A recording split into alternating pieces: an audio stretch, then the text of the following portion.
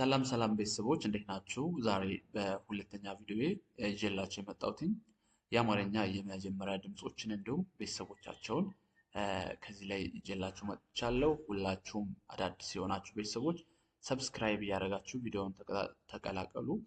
እንዲሁም ቤተሰቦች የሆናችሁ ለሌሎች ሼር እና ላይክ በማድረግ መተባበር ትችላላችሁ ለብዙ ልጆች እንዲደርሳቸው።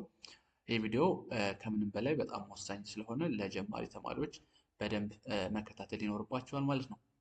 ኦኬ ከአሁን በፊት እንደሰራውላችሁ ዛሬም ደግሜ እነዚህን የመጀመሪያ ድምፆችን አስነብባቸዋለሁ። ምክንያቱም እነዚህ ወሳኝና ወሳኝ ነገር ስለሆኑ ማለት ነው። ምክንያቱም እዚህ ላይ እንደምታዩት የመጀመሪያ ድምፆች 34ቱን የአማርኛ የመጀመሪያ ድምፆች መያዝ ከቻላችሁ ከዛ በኋላ በጣም ቀላል ስለሆነ እነዚህን አስቆጥራችሁና ቀጣይ ወደ ሌሎቹ እንሄዳለን ማለት ነው። መልካም ቆይታ።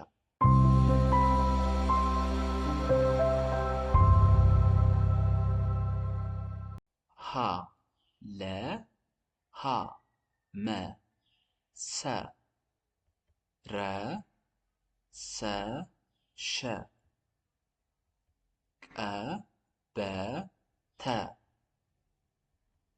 ቸ ሀ ነ ኘ አ ከ ሀ ወ አ ዘ ዠ የ ደ ጀ ገ ጠ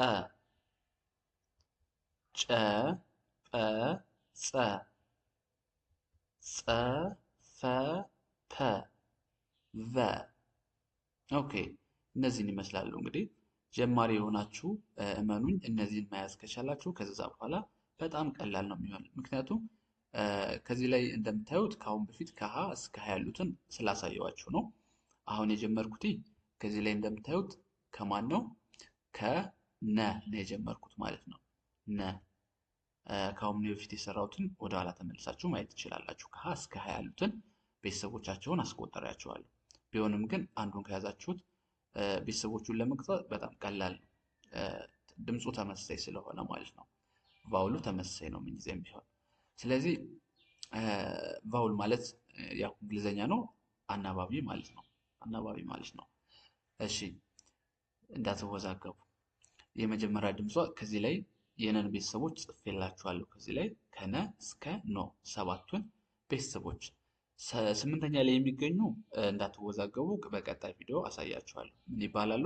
ዲቃላ ወይም ውስብስብ ፊደላት ይባላሉ። ስምንተኛ ላይ የሚገኙ የአንዳንዶቹ አላቸው፣ የአንዳንዶቹ ፊደላቶች ደግሞ ስምንተኛ የላቸውም። እነሱን በአዲስ ቪዲዮ እሰራላችኋለሁ፣ ውስብስብ ፊደላት ብዬ ማለት ነው። ስለዚህ ወደ አሁኑ ትምህርታችን እንመለስና ነ የመጀመሪያ ድምፆችን መያዝ አለባችሁ ስላችሁ ነን እዚህ ጋር ታያታላችሁ። የመጀመሪያ ድምፅ ወይም ይቺ ማለት ነው። ነ እስከ ኖ ያሉ ድምፆችን በደንብ ማለት ፊደላቶችን እዩዋቸው።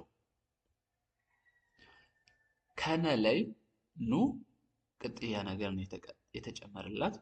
ከነ ላይ ኒ ከታች ኒ ሶስተኛ ድምጿ ቅጥያ ነገር ከታች ከእግሯ ላይ የተጨመረ። ይችኛዋም ይህንን ባህሪት የተላበሰች ናት። ቅርጿ የተወሰነ ልዩነት ነው ያላት። ኔ ደግሞ ሪንግ ቀለበት አይነት ነገር አላት። ን የሚያመሳስላት ነገር አለ። ኖ ከነገ የሚያመሳስላት ነገር አለ ማለት ነው። ስለዚህ የመጀመሪያ ድምፆችን የነ ቤተሰብ እንደሆነ ካወቃችሁ የማታውቁት ፊደል ቢመጣ ለምሳሌ ስታነቡ ይህን ፊደል ብታገኙ የነ ቤተሰብ መሆኑን ገስ ማድረግ ትችላላችሁ ማለት ነው። ስለዚህ የመጀመሪያ ድምፆችን ግዴታ ማወቅ ያስፈልጋል። ከምንም በፊት ማለት ነው ፊደል መቁጠር ባትጀምሩ አሪፍ ነው። 34ቱን የአማርኛ ድምፆች እና ፊደላቶቹን በደንብ ማወቅ ያስፈልጋል። ግዴታ። ከዛ በኋላ በጣም ቀላል ስለሚሆን ነው ማለት ነው። ስለዚህ አሁን አስቆጥራቸዋለሁ። በደንብ ተከታተሉ። ቪዲዮውን ያቆማችሁ እየጻፋችሁ መከታተል ትችላላችሁ። ወይም ደግሞ በመጀመሪያው በደንብ አዳምጡና ከዛ እየመላለሳችሁ እየጻፋችሁ መከታተል ትችላላችሁ ማለት ነው። ኦኬ ነ ኑ ኒ ና ኔ ን ን ኖ። አሁን በባለፈው ከሰራሁላችሁ ጋር ድምጾቹ ወይም ቫውሎች ከውጭ የሚወጡት ተመሳሳይ ናቸው። ነ ስንል አ፣ ኑ ስንል ኡ፣ ኒ ስንል ኢ፣ ና ስንል አ፣ ኔ ስንል ኤ፣ ን ስንል እ፣ ን እ፣ ኖ ስንል ኦ፣ ኦ የሚል ድምፅ አለ። ስለዚህ ተመሳሳይ ድምፀት አላቸው ማለት ነው። ከዛ ይችኛዋ ኘ ኘ ኙ ኚ ኛ ኜ ኚ ኞ። አ ኡ ኢ አ ኤ እ ኦ። ከዛ ከ ከ ኩ ኪ ካ ኬ ክ ኮ። ቀጣይ ሀ ሀ። እዚህ ላይ ሀ በደንብ መለየት ያለባችሁ ሀ አይደለም ያልኩት። ሀ ሀ በባለፈው አስተምራችኋለሁ።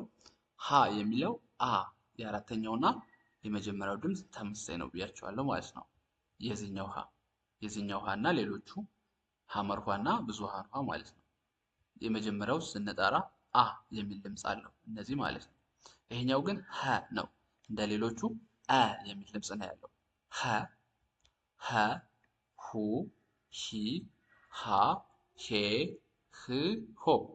ይሄኛው ሀ ልክ እንደ ሌሎቹ ነው። ድምፁ ቫውሉ ተመሳሳይ ነው ማለት ነው። መጨረሻ ላይ የምናወጣው ሀ አ ኡ ኢ አ ኤ እ ኦ የሚል ድምፅ ነው ያለው። ስለዚህ ልዩነት አላቸው ከሀ ጋር ማለት ነው። ቀጣይ ወ ው ዊ ዋ ዌ ው ዎ። ኦኬ ልድገምላችሁ። ብዙ ጊዜ ታስቸግራለች ፊደል ወ ው ዊ ዋ ዌ ው ዎ። ከዛ ቀጣይ አ አ አ ኡ ኢ አ ኤ እ ኦ። ይሄኛው አ እና እዚህ ጋር ያለው አ ተመሳሳይ ናቸው። አ ኡ ኢ አ ኤ እ ኦ ተመሳሳይ ድምፅ ነው ያለው ማለት ነው። ቅርጹ ብቻ የተለያየ ነው እንጂ ተመሳሳይ ናቸው። ከዛ ዘ ዘ ዙ ዚ ዛ ዜ ዝ ዞ። ከዛ ቀጥለ የምናገኘው ዠ ዡ ዢ ዣ ዤ ዥ ዦ። ከዛ የ አለ የ ዩ ይ ያ ዬ ይ ዮ። ደ ደ ዱ ዲ ዳ ዴ ድ ዶ። ይሄን ይመስላል ማለት ነው። እስኪ አሁን ደግሞ በተቃራኒው ደግሞ እናንብበው። ምክንያቱም ፊደላቶችን በደንብ ድምፆችን በደንብ እንድትይዟቸው ማለት ነው። አሁን ወደዚህ ወደ ቀኝ መሄድ አብዛኛው ቀላል ነው፣ ተሸምዶ የሚያዝ ነገር ነው። ነገር ግን ወደ ግራ ደግሞ ራሳችሁን መፈተን ግዴታ ያስፈልጋል ማለት ነው። ከግራ ማለትም ከቀኝ ወደ ግራ፣ ከቀኝ ወደ ግራ፣ ከግራ ወደ ቀኝ በሁለቱም ሳይድ መሞከር አለባችሁ ማለት ነው። ኦኬ ኖ ን ኔ ና ኒ ኑ ነ ኞ ኚ ኜ ኛ ኒ ኙ ኜ። ኦ እ ኤ አ ኢ ኡ አ። ኦኬ ብዙ ጊዜ የሶስተኛ ድምጾች እና የስድስተኛ ድምጾች የሚመሳሰሉባቸው አለ ማለት ነው። ኢ ይላሉ። ኢ እ ለማለት ኢ ወይም ኢ ለማለት እ። ስለዚህ በጣም ልዩነት አላቸው። ሶስተኛዎቹ ኢ የሚል ድምፅ ነው ያለ ኢ እና እነዚህ ማለት ነው። ሶስተኛ ኢ ኢ። ይሄኛው ደግሞ ወደ ውስጥ እ እ የሚል ድምፅ አለ። በጣም ልዩነት አላቸው። ግን ያው አማርኛ ላይ አፋችሁን ያልፈታችሁ ልጆች ብዙ ታስቸግራችኋለች ማለት ነው። እዚህ በጣም ብዙ ጊዜ ስለምትቸገሩ ነው። እ እ ስድስተኛ ላይ የሚገኘው። ይችኛዋ ደግሞ ኢ ኢ መለማመድ አላችሁ ድምፆቹን በዚህ መንገድ ማለት ነው። ከመጀመሪያው አንዴ ከለመደባችሁ ደግሞ በዛው ስለሚቀጥል ማለት ነው። ከመጀመሪያው መለማመድ ይኖርባችኋል። ከዛ ኮ ኮ ክ ኬ ካ ኪ ኩ ከ ሆ ህ ሄ ሃ ሂ ሁ ኸ ከዛ ወ አለ ወ። ይሄኛው የመጀመሪያውና የመጨረሻው ይመሳሰላል ድምፁ። ወ ዎ ው ዌ ዋ ዊ ው ወ። አሁን እዚህ ላይ የመጀመሪያውና የመጨረሻው ይመሳሰላል ድምፁ፣ እንዳትቸገሩ። የሁለተኛውንና ው ስድስተኛው ደግሞ ይመሳሰላሉ ማለት ነው ድምጻቸው። ስለዚህ ብዙ እንዳያወዛግባችሁ።